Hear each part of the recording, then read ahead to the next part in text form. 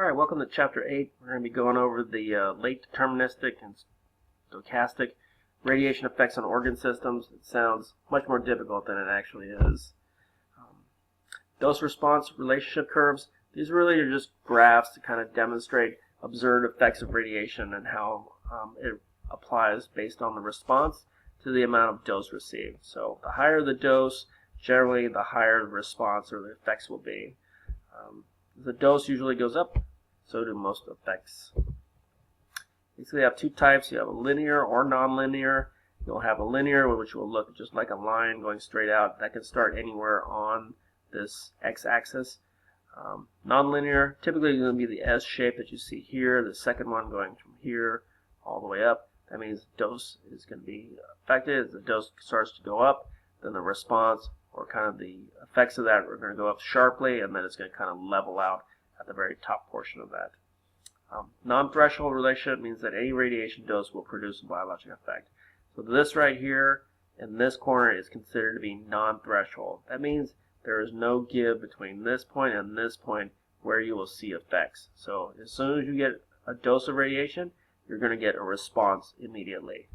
With threshold, however, you have a little bit of play here where you're going to receive some dose, but the body can handle it, it can handle it, and then once it gets to a certain point, that becomes the threshold. So that means at this point here, this is where effects will start to be noticed by the body and you'll start to get a response. So this does not start at the XY axis at the very corner. This means that you have a little bit of give before you get to a higher dose, and then that will start to create some type of response. Risk models. Basically, radiation therapy kind of uses these graphs to kind of plot a plan for each one of their patients to determine when the patient might start getting effects and when cells might actually start dying at a certain point within that linear or nonlinear curve. Somatic effects. This is just when you get exposed to radiation, you suffer some biologic damage. Difference between late and early effects is really just the length of time between when you first get the appearances or symptoms of radiation damage. There's also two types of this called non-stochastic and stochastic, which we will go into. So we start here. Non-stochastic is also called deterministic. So these are cell killing directly related to the dose received, damage due to raw energy which burns internal organs. So this means that when you receive a dose of radiation, it's basically determined that there is going to be an effect right away. So typically effects will be directly correlated to the amount of dose received. Stochastic is a little bit more random. These are late effects that are more mutational, randomly occurring biologic somatic changes independent of dose. So it depends if you could have an amount of dose and then you could have different effects. Really, you could have something a little bit more potent, or you could have something that's very mild. It's just randomly affected. Damage to cellular DNA, which leads to cancer or genetic effects, is also part of this. Acute radiation syndrome. This occurs in people after a lot of radiation is received over a very short period of time. It basically has 4 stages that we will go over. The prodromal stage is the very first stage. Typically, you're going to have some symptoms of nausea, vomiting, diarrhea, fatigue, a few other things. Severity is dose-related, so the higher the amount of dose, the higher the severity, the more symptoms that you'll typically have. Usually this can start within a few minutes, but it can last a few hours or even a few days. Latent period, it's about a week in term, during which no visible symptoms occur. So usually it's right around 3 to 5 days, but it can go up to a week. You'll get no symptoms in this particular part of ARS. You'll feel fine, and then it's just kind of the body is just determining which way is it going to go. Are you going to get sick, or is the body just going to kind of recover from that dose that you received quickly, or may drag it out?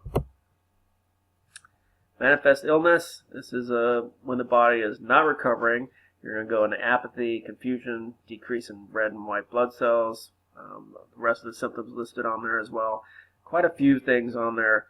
This is the very sick part of the ARS stages. final stage, either you're going to start to recover and start to feel better from that, or the symptoms that you had in the previous stage are just going to get worse and continue, and you'll get more and more until the body is pretty much overrun.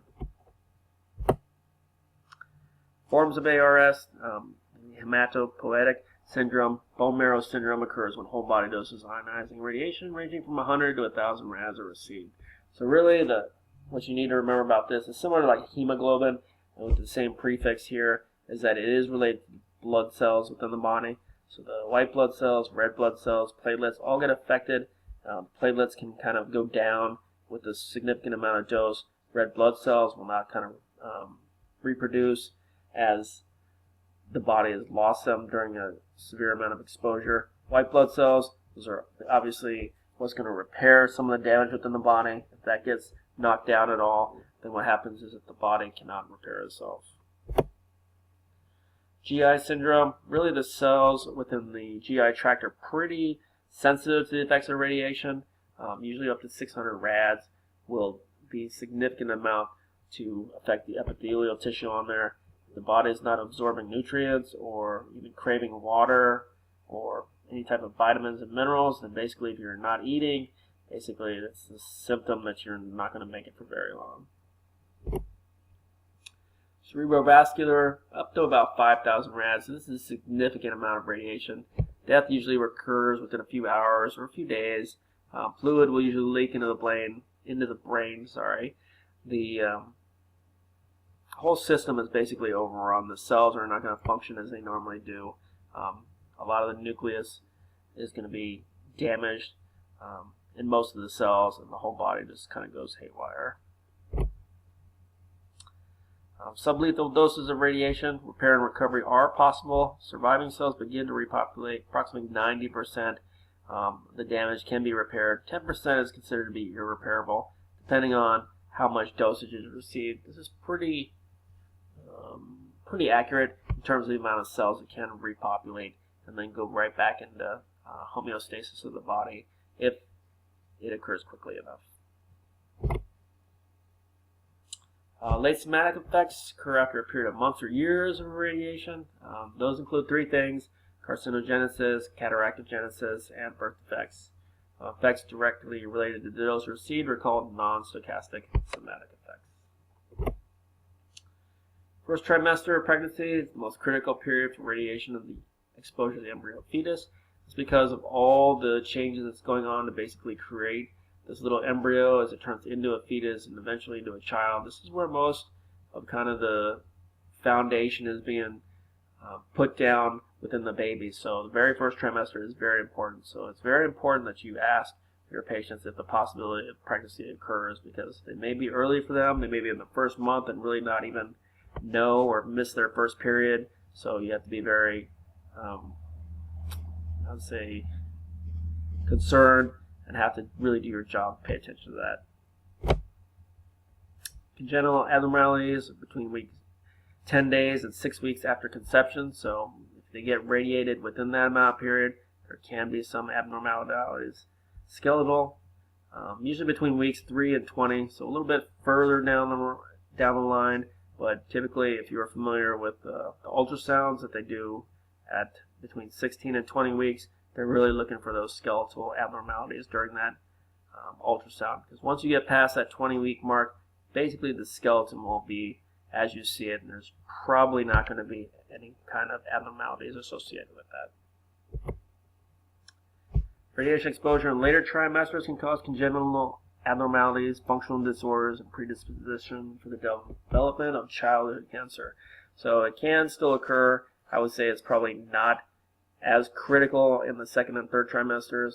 Occasionally you will do an abdomen x-ray on a woman that's about to give birth. That's not quite as serious because the baby is pretty much fully developed and they're really just to see if they're going to be on their way out.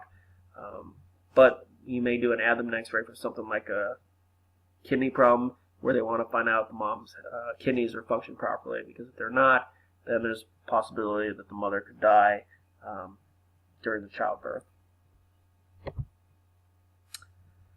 Abnormalities are caused by unrepaired damage to the DNA within the ova or sperm. Like we talked about, the ovum and sperm, a little bit more radio sensitive than most of the other cells within the body, so it's important to use your shielding as much as possible.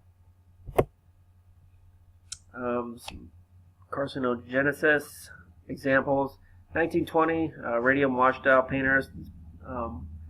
Radium girls were getting up to 500 rads or more, because basically what they would do is that they would paint the luminous wash dials, and they would have like a little cup or something, and they'd have a paintbrush, and basically they would dip this paintbrush in this radium, put it on the wash dials, but a lot of times they put it in their mouth to get a nice kind of point on those paintbrushes, and as they're ingesting basically part of this radium, they're becoming exposed to a lot of radiation.